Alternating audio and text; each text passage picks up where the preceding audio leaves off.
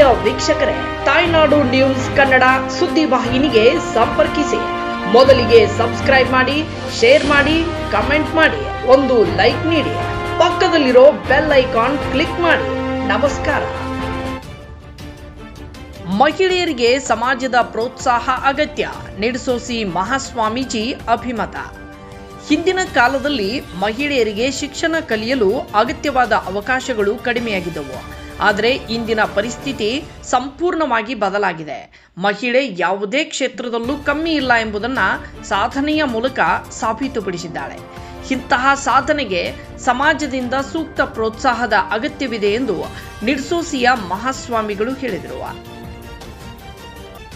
ಅವರು ನಗರದ ಕುಮಾರಗಂಧರ್ವ ರಂಗಮಂದಿರದಲ್ಲಿ ನಡೆದ ಕರ್ನಾಟಕ ರಾಜ್ಯ ಕೊರಮ ಕೊರಚ ಮಹಿಳಾ ಸಮಾವೇಶವನ್ನು ಉದ್ಘಾಟಿಸಿ ಮಾತನಾಡಿದರು. ಅದೇ ರೀತಿ ಸಮಾಜದ ಮುಖಂಡ ಮಂಜುನಾಥ್ ಮಾತನಾಡಿ, ನಮ್ಮ ಸಮಾಜಕ್ಕೆ ರಾಜಕೀಯ ಪ್ರಾತಿನಿಧ್ಯ ಸಮರ್ಪಕವಾಗಿ ಲಭಿಸಿಲ್ಲ. ಮುಂದಿನ ದಿನಗಳಲ್ಲಿ ಸಮಾಜಕ್ಕೆ ರಾಜಕೀಯವಾಗಿ ಉತ್ತಮ ಸ್ಥಾನಮಾನ ದೊರಕುವಂತೆ ಸರ್ಕಾರ ನಿಗಮ ಹಾಗೂ ಮಂಡಳಿ ಸ್ಥಾಪನೆಗೆ ಕ್ರಮ ಕೈಗೊಳ್ಳಬೇಕು ಎಂದು ಒತ್ತಾಯಿಸಿದರು. ಇನ್ನು ಕರ್ನಾಟಕ ರಾಜ್ಯ ಕೊರಮ ಕೊರಚ ಮಹಿಳಾ ಸಮಾಜದ ಮಹಿಳಾ ಸಮಾವೇಶವನ್ನ ಗಣ್ಯರ ಸಾನ್ನಿಧ್ಯದಲ್ಲಿ ಉದ್ಘಾಟಿಸಲಾಯಿತು.